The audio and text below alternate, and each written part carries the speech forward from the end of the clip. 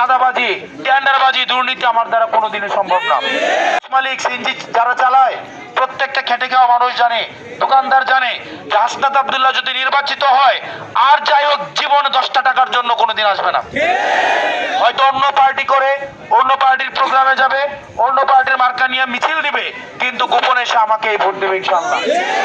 কারণ জানে আমাকে দিয়ে আর যাই হোক সম্ভব, কিন্তু আমাকে দিয়ে কোনোদিনও চাঁদাবাজি, টেন্ডারবাজি, দুর্নীতি আমার দ্বারা কোনোদিনই সম্ভব না।